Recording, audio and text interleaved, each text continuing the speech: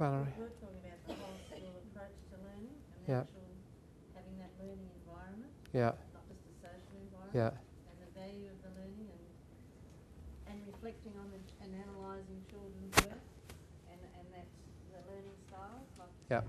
individually and teachers, they had all their learning styles, so Yeah. catering for Yeah. all that, and everyone was valued and Yeah. the parent community was connected. Yeah. Yeah. Yeah.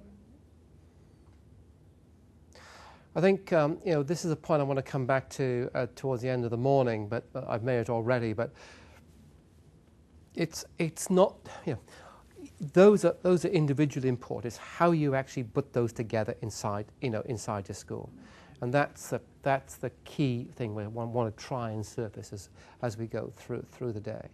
How you adapt and mould those to the context of your of your own school. Ladies.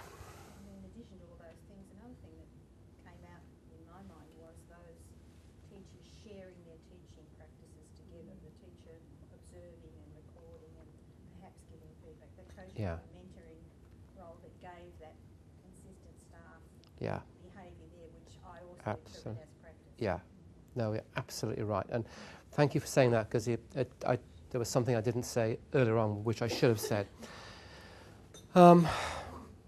I've been talking about the medical approach to training and comparing it with education.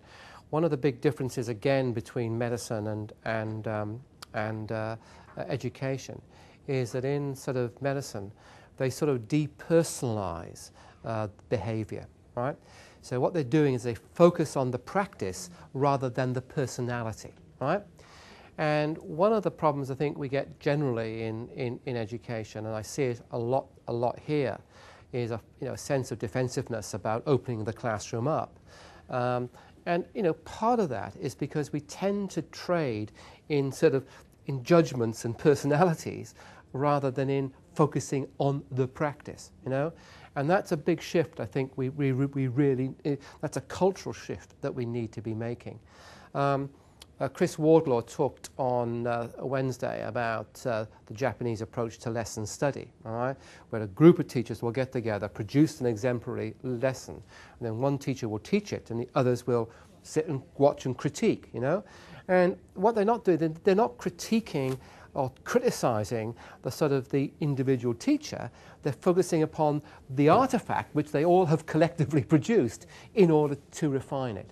And I think that's the step we've got to be making. You see, and this didn't apply to Trish, but you could go to a lot of schools in England now, primary schools, where the principal would spend, an equal amount of time as Trish did in classrooms, but in quite a destructive way. They'd go in, they'd give you a mark out of 10, right?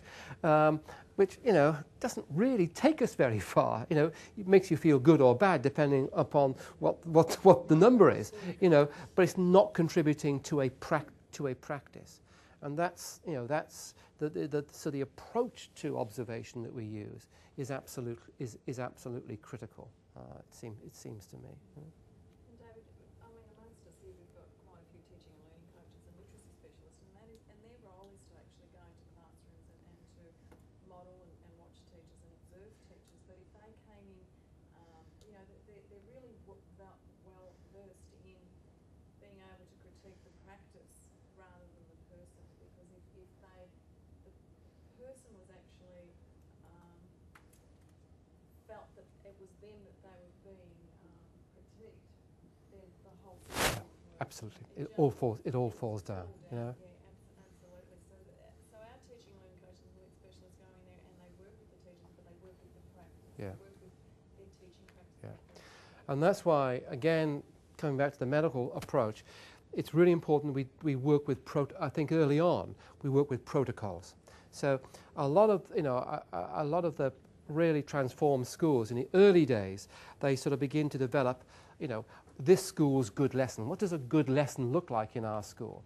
And they develop that out of the best practice in the school, but that becomes the focus of the observation. So we've got a protocol, we've got a set of guidelines, which actually becomes the sort of the focus of the observation, which becomes the focus of practice. And I think, we've been well blessed in this project by having people like Monroe and Lewis, who sort of phrase their work in that propositional way. I say a lot of you have taken that on, because I've seen how you've taken those propositions and then sort of really internalized them and spread them inside the school. Okay, thank you for that.